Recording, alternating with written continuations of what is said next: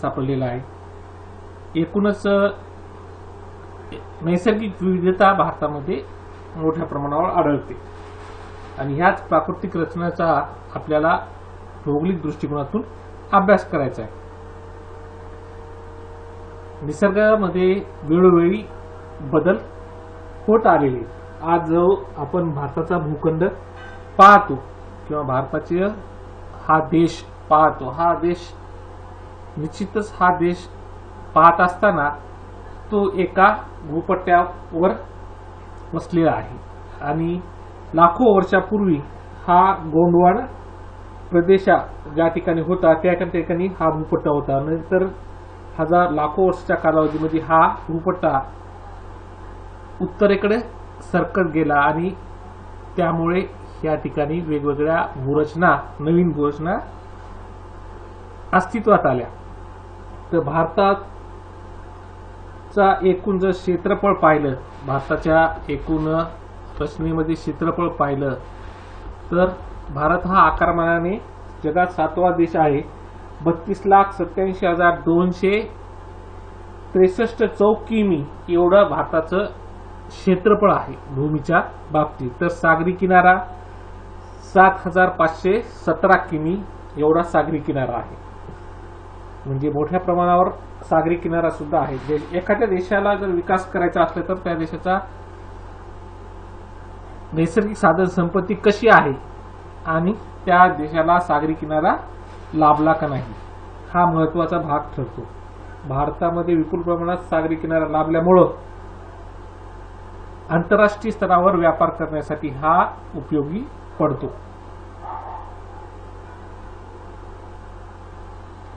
तर या ठिकाणी भारताची प्राकृतिक रचना पाहत असताना प्रामुख्याने या ठिकाणी 5 विभाग या ठिकाणी होतात. ते 5 विभाग कोणते तर उत्तरेकडील हिमालयीय प्रदेश, उत्तरेकडील मैदानी प्रदेश, द्वीपकल्पीय पठार, किनारपट्टी व द्वीप समूह. आता हे 5 प्रदेश पाहत असताना हा सर्वात वरचा जो भाग आहे हे उत्तरेकडील हिमालयीय प्रदेश. याचे सुद्धा उपप्रकार आपल्याला पाहायचे आहेत पुढे. हा हिरवा हिरवा जो भाग दिसतो भारतीय नकाशामध्ये कमी उंचीचा समुद्र सपाटीपासून, हा निश्चितच एक कलर जे वेगवेगळे कलर दिलेले आहेत. जर तुम्ही नकाशा नीट जर पाहिला तर ह्या कलरला महत्व आहे. उंचीप्रमाणे हे समुद्र सपाटीपासून उंची काय आहे त्याच्यानुसार हे रंगछटा या ठिकाणी दर्शवलेले आहेत. तर समुद्र सपाटीपासून 0 ते 150 पर्यंत असणारा भूभाग हा हिरव्या रंगामध्ये दर्शविला आहे. जशी जशी उंची वाढत गेली तशा ठिकाणी या ठिकाणची भूरचनाची रंगछटा दर्शवलेली आहे.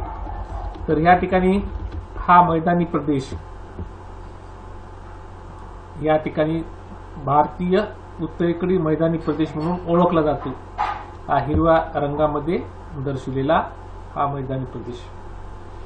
आणि हा त्रिकोणाकृती, ठीक आहे, हा उलटा त्रिकोण हा जो दिसतोय त्रिकोणाकृती मैदानी प्रदेश हा द्विकल्पीय पठार या ठिकाणी द्विकल्पीय पठार म्हणून ओळखले जाते.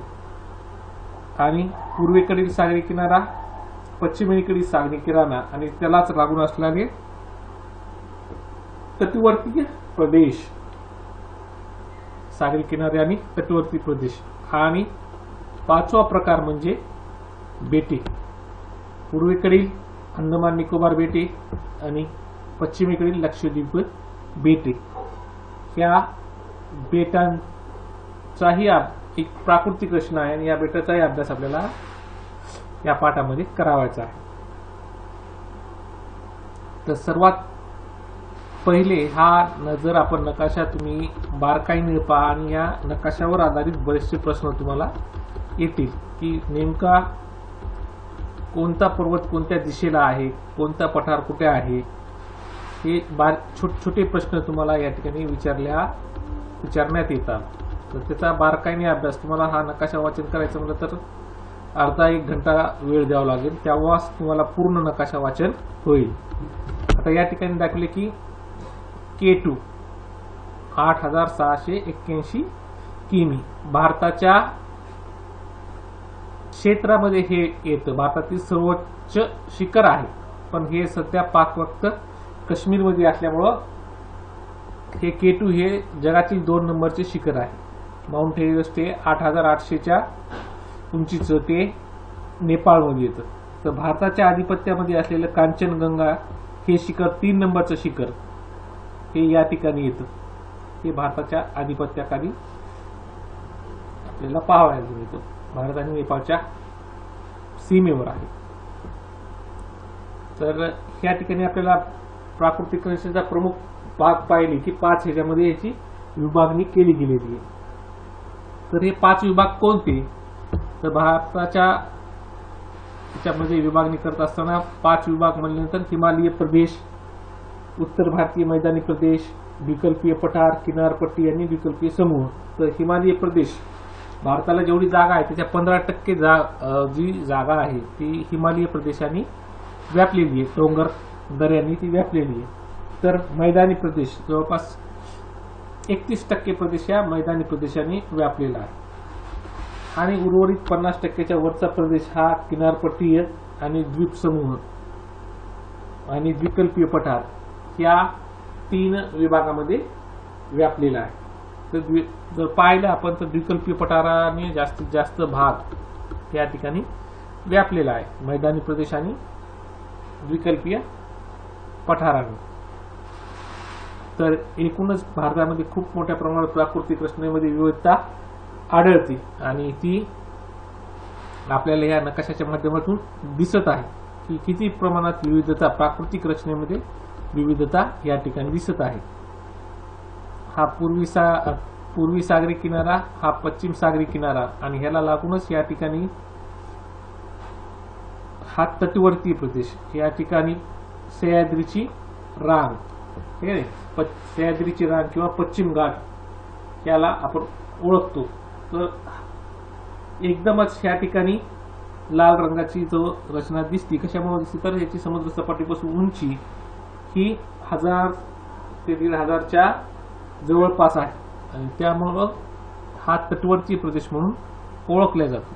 हा तटवर्ती प्रदेशाचं वैशिष्ट्य बी आपल्याला पाहिजे की समुद्रातून येणारे जे काही तुफान आहे किंवा रक्षण हे करण्याचं काम, या द्विकल्पीय पठाराचं रक्षण करण्याचं काम हे तटवर्ती प्रदेश करतो. या उलट जर आपण पूर्वेकडे पाहिलं तर त्या प्रकारचा तटवर्ती प्रदेश जरी असला तर तेवढ्या उंचीचा नाही आणि म्हणून या इकडल्या सागरी किनाऱ्यावर, पूर्वेकडील सागरी किनाऱ्यावर मोठ्या प्रमाणावर नैसर्गिक हानी वेळोवेळी होताना दिसते. तर हिमालय हा 15% व्यापलेला भाग आहे आणि हिमालयाचा सुद्धा आपल्याला अभ्यास करायचा आहे. तर हिमालयाचा अभ्यास करताना हिमालय हा वली पर्वत आहे. आज नवीलाच आपण शिकलेली की पर्वताच्या रचना कशा होतात, ज्वालामुखीपासून तयार होतात, भूगर्भीय हालचालातून ज्या पर्वत तयार होतात ते वली पर्वत म्हणून ओळखले जातात. तर या ठिकाणी हिमालय हा वली पर्वत आहे आणि हा वली पर्वत जरी असला तर तो अर्वाचीन आहे. अर्वाचीन म्हणजे अलीकडल्या काळात निर्मित झालेला असा पर्वत. तर ह्या आता हिमालय पर्वत हा एक पर्वत नसून ही अनेक छोट्या मोठ्या पर्वताची रांगेची शृंखला आहे आणि त्याला हिमालय रांगा म्हणून ओळखल्या जातं. तर ह्या ठिकाणी या हिमालय रांगा आपल्याला ह्या ठिकाणी पाहावयास मिळतात. तर ह्या ठिकाणी 4 ह्याच्यामध्ये वर्गीकरण केलेले: शिवालिक टेकड्या, मध्य हिमालय, बृहद हिमालय आणि ट्रान्स हिमालय किंवा हिमालया पलीकडील रांगा या म्हणून ह्याला ओळखलं जातं. आता हिमालयाच्या ह्या रांगा दक्षिणेकडून उत्तरेकडे जसे जातात त्या पद्धतीने या ठिकाणी दिले आहे. सर्वात पहिले दक्षिणेकडे जी शिवालिक रांग आहे, सुरुवातीची रांग आहे, याची उंची ही समुद्र सपाटीपासून कमी आहे. सरासरी या भूभागाची उंची शिवालिक रांगेमधील 900 ते 1200 मीटर आहे सरासरी उंची. शिवालिक रांगेची लांबी 1600 किमी आहे. तर या ठिकाणी सर्वोच्च शिखर हे शिवालिक रांगेमध्ये 3500 मीटर एवढ्या उंचीचं या ठिकाणी सर्वोच्च शिखर आहे.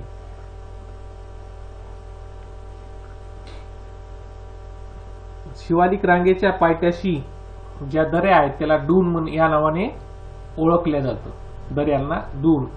तर देहरादून, डून म्हणजे दरी, देहरादून या ठिकाणी ह्याच्या नावावरूनच या ठिकाणी गावाला नाव दिलेली आहेत.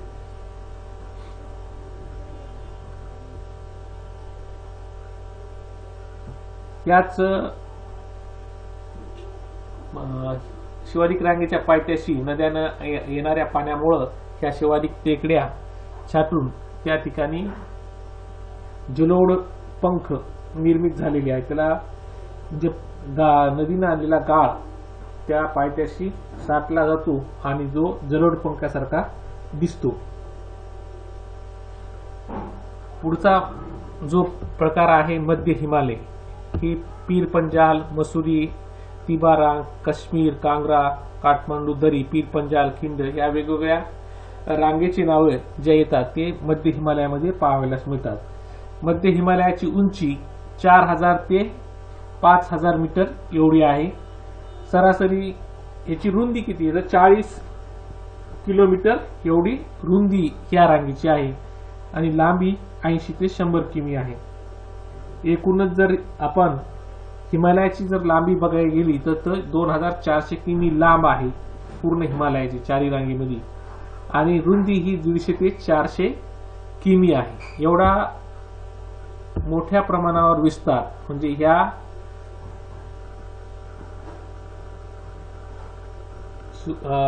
हिमालयामधील ही विस्तार हा अति मोठ्या प्रमाणात दिसतो. पामीर पठारापासून अरुणाचल प्रदेशापासून या ठिकाणच्या पामीर पठारापासून अरुणाचल प्रदेशपर्यंत आणि पुन्हा या ठिकाणी दक्षिणेकडे वळताना दिसतात.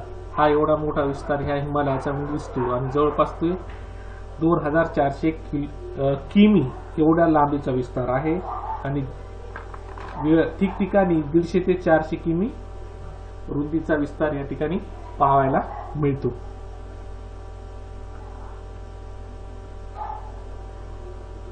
या ठिकाणी कांचन काराकोरम रांग ही 8681, कांचन गंगा ही 8586 एवढ्या उंचीची शिखरे पाहायला मिळतात. मध्य हिमालयामध्ये म्हणजे मध्य हिमालयातला बहुतांश भाग हा नेपाळच्या भूभागामध्ये पाहावयास येतो.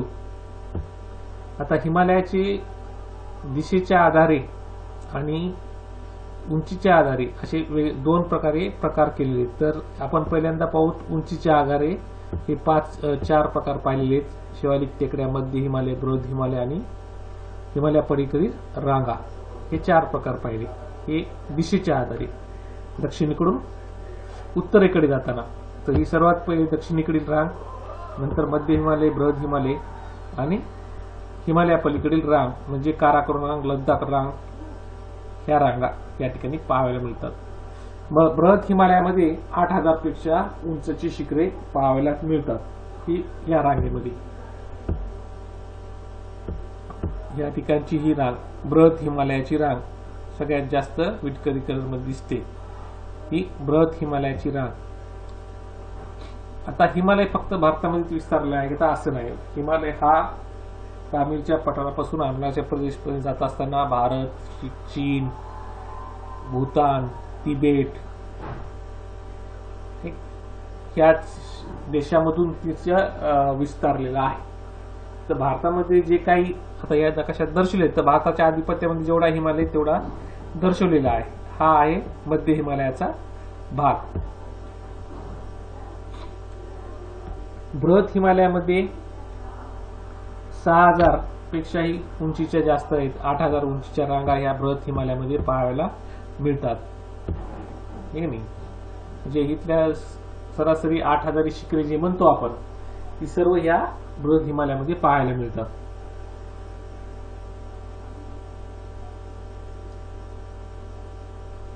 आता हिमालया पलीकडील रांगामध्ये जगाची पाठ म्हणून ओळखले जाते असं लडाखची रांग किंवा जगाची पाठ, जगात सर्वोच्च ठिकाणावर असणारा पठारी प्रदेश म्हणजे लडाखची रांग म्हणून ओळखल्या जातं.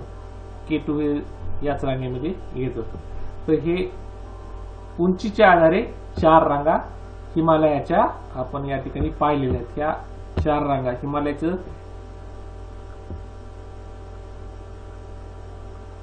पश्चिमेकडून पूर्वेकडे हा रांगा आहेत आणि जसं पश्चिमेकडे जाईल तसं हिमालयाची उंची वाढलेली दिसते, तर पूर्वेकडे उंची ही कमी होताना दिसते. ह्याच प्रदेशामध्ये अनेक नद्याचा उगम झालेला दिसतो, ते आपल्या पुढे पाहायचंच आहे. आता दिशेच्या आधारे हिमालयाचे 3 भाग. हा झाला पश्चिम हिमालय, पश्चिमेकडे आहे म्हणून. हा आहे मध्य हिमालय आणि हा पूर्वेकडील हिमालय. पश्चिम हिमालयालाच काश्मीरचा हिमालय म्हणून ओळखले जातं. त्यालाच पंजाब हिमालय म्हणून सुद्धा ओळखले जातं. मध्य हिमालयाला कुमाऊ हिमालय किंवा नेपाळचा हिमालय म्हणून ओळखले जातं. तर पूर्व हिमालयाला आसामचा हिमालय म्हणून ओळखले जातं. पश्चिम हिमालय हा 50 किमी लांबीपर्यंत पसरलेला आहे.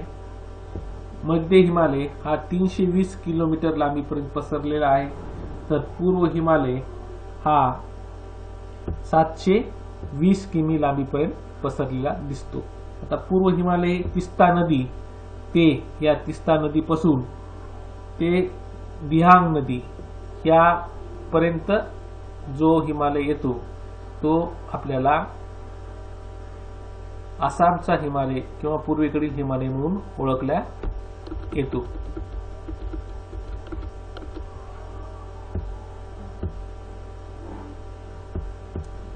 आणि ह्यामधला हा तिस्ता नदी ते याच्यामधला हा मध्य हिमालय. म्हणजे हे दिशेच्या आधारे 3 प्रकार या ठिकाणी केले गेलेले.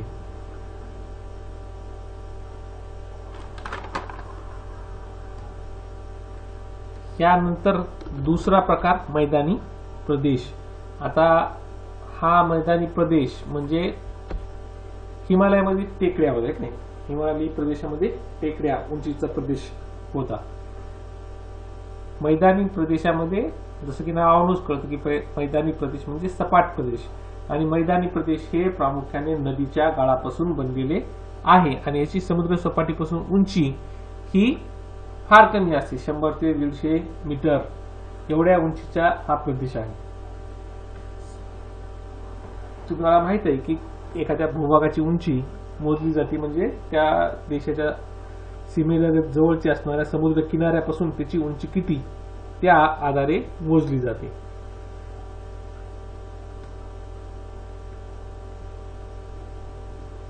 उत्तरेकडील मैदानी प्रदेशाचे प्रामुख्याने 2 विभाग केले जातात, एक उत्तरेकडील मैदानी प्रदेश आणि एक पूर्वेकडील मैदानी प्रदेश.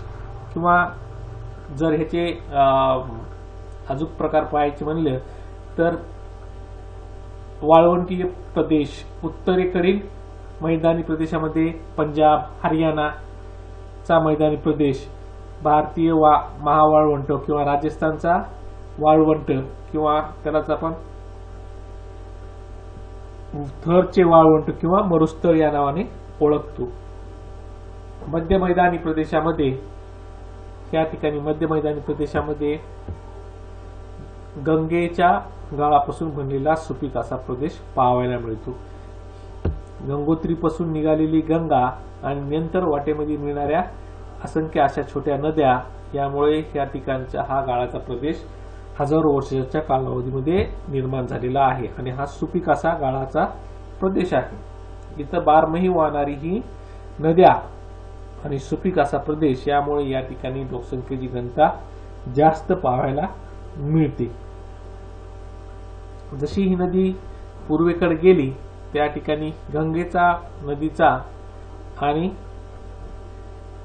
ब्रह्मपुत्रा नदीचा या दोन्ही नदीचा संगम होऊन या ठिकाणी जेव्हा नदी ही समुद्राला जाऊन मिळते त्याच वेळेस या ठिकाणी सुंदरबन हा त्रिभुज प्रदेश तयार होतो.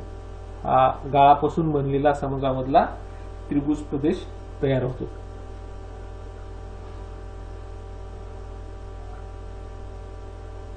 तर हा मैदानी प्रदेश हा शेतीसाठी असा सुपीक असा उपयुक्त असा प्रदेश आहे. म्हणून मैदानी प्रदेशामध्ये जर वाळवंटीय भाग जर सोडला तर बाकीच्या मैदानी प्रदेशामध्ये विपुल प्रमाणात शेती केली जाते आणि लोकसंख्या एकवटलेली पाहायला मिळते.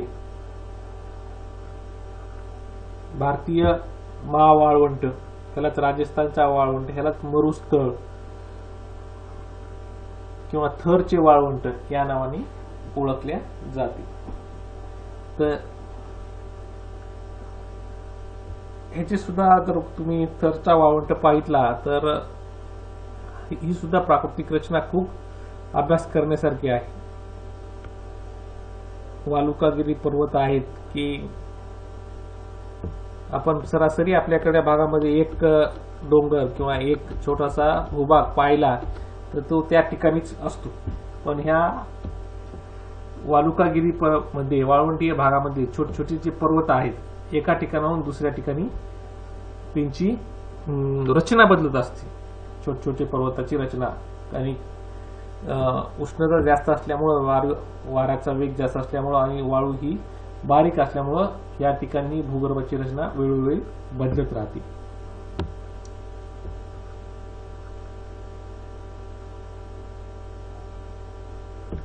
गंगा आणि ब्रह्मपुत्रा या नदीमुळे या ठिकाणी त्रिभुज प्रदेश जातो.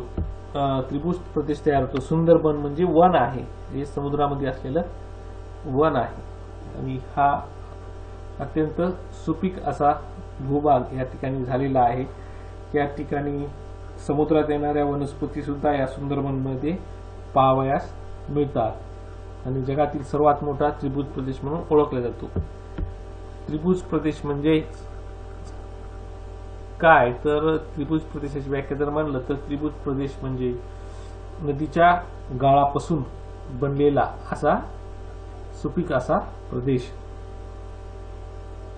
तो जगातील सर्वात मोठा त्रिभुज प्रदेश या ठिकाणी पाहायला मिळतो. गंगेच्या मुखापाशी गंगा नदीपासून गंगेच्या इथेपर्यंत गंगेचा उगम सरासरी सर्व नद्याचा उगम हा डोंगरामध्येच होतो आणि ती देशाच्या मध्यभागातून वाहत नंतर समुद्र किनाऱ्याला येऊन मिळते. त्याला आपण गंगेचं मुख असं म्हणू.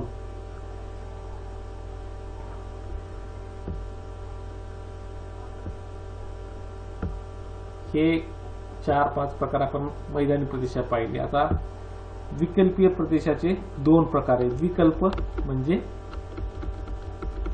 दोन्ही बाजूने पाणी असणारा भूभाग किंवा दोन भूभाग, या दोन्ही बाजूने पाणी आहे की नाही, पूर्वेकडे आणि पश्चिमेकडे, आणि याच्यामध्ये असणारा भूभाग हा आहे विकल्पीय भाग. जर आकाशातून आपण पाहिलं या ठिकाणी 2 भूभाग झालेले दिसतात. एक उत्तरेकडील पठारी प्रदेश आणि एक दख्खनचा पठारी प्रदेश, हे 2 भूभाग आहेत. तर ह्या प्रदेशाची उंची, ह्या प्रदेशाची वैशिष्ट्य म्हणजे हा जगातील सर्वात प्राचीन असा भूभाग आहे. दख्खनचा पठार किंवा हा पठारी प्रदेश हे जगातला प्राचीन असा भूभाग आहे निर्मितीच्या दृष्टिकोनातून.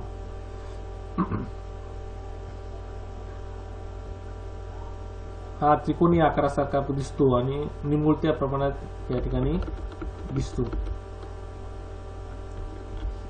अरवली प्रदेशाच्या पायथ्यापासून तर तो खाली दक्षिणेकडपर्यंत जो भाग पसरला आहे तो विकल्पीय पठार नावाने ओळखला जातो. आता या ठिकाणी पिवळ्या आणि चॉकलेटी कलर मध्ये हा जो भूभाग दिसतो हा विकल्पीय पठार म्हणून ओळखला जातो. हा त्रिकोणी प्रदेश जो आहे तो विकल्पीय पठार म्हणून ओळखला जातो.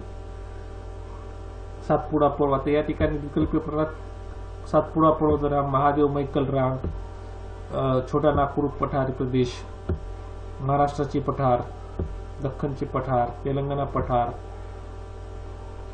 हे सर्व पठारी प्रदेश ह्या दख्खनच्या पठारात किंवा विकल्पीय पठारी प्रदेश, कर्नाटकचा पठार, हे सर्व पठार ह्या विकल्पीय पठारामध्ये आपल्याला अभ्यासायचे आहेत.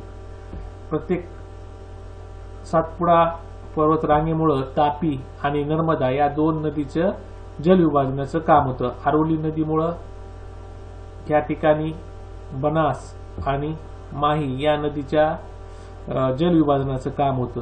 महादेव डोंगर रांग यामुळं वैनगंगा या नदीचं जल विभाजनाचं काम होतं. तर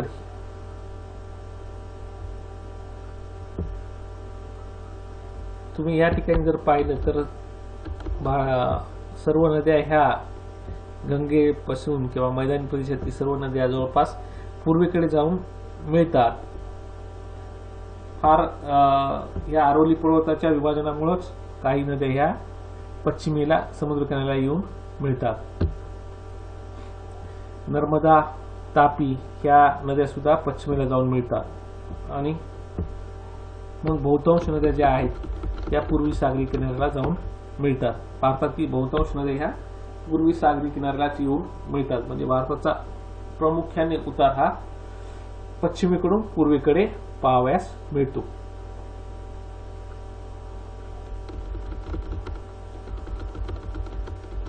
किनारपट्टीय प्रदेश हा 7,517 किमी लांबीचा एवढा हा विस्तृत असा समुद्र किनारा, पूर्वेकडील समुद्र किनारा आणि पश्चिमेकडील समुद्र किनारा भारताला मिळतो. भारताला ह्या समुद्र किनाऱ्यावर नैसर्गिक असे बंदरे भेटलेले आहेत आणि त्या बंदराचा उपयोग आंतरराष्ट्रीय व्यापार करण्यासाठी होतो.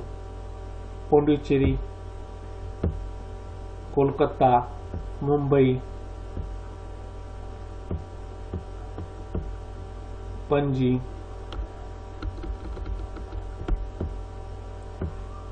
चेन्नई हे प्रमुख बंदरे भारताच्या व्यापार करण्यासाठी, आंतरराष्ट्रीय व्यापार करण्यासाठी महत्त्वाची आहेत.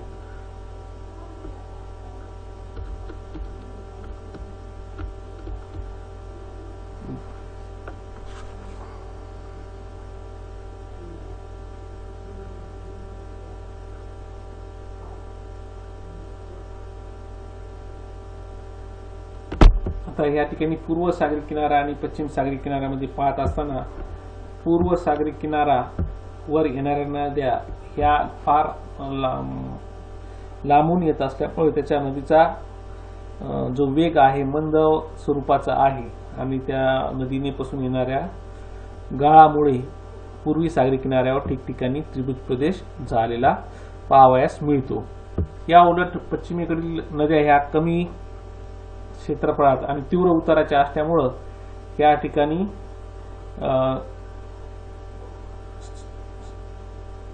त्रिभुज प्रदेश न होता त्या ठिकाणी खडकाळ जमीन असल्यामुळं त्या ठिकाणी तटवर्ती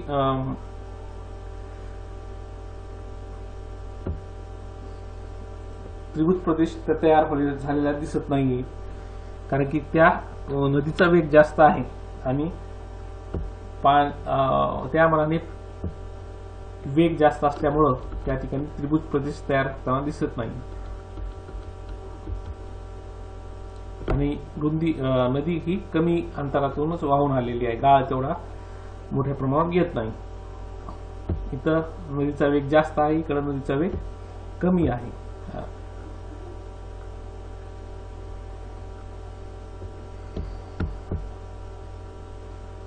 पुढचा आहे बेटे. या ठिकाणी भारतामध्ये प्रामुख्याने पूर्वेकडील बेटे आणि पश्चिमेकडील बेटे पाहावयास मिळतात. या बेटांचा 7 अंशीय बेटे 7 अंशात जवळ असल्यामुळे 7 अक्षांशीय बेटे म्हणून ओळखली जातात. ही लक्षद्वीप बेटे लक्षद्वीप बेटे हे ज्वालामुखीय बेटापासून बनलेली बेटे आहेत. तर ही सुद्धा अंदमान निकोबार बेटे ही जमिनीतील पर्वतीय समुद्रातील पर्वतीय रंगाची शिखरे ही अंदमान निकोबार बेटे म्हणून ओळखली जातात.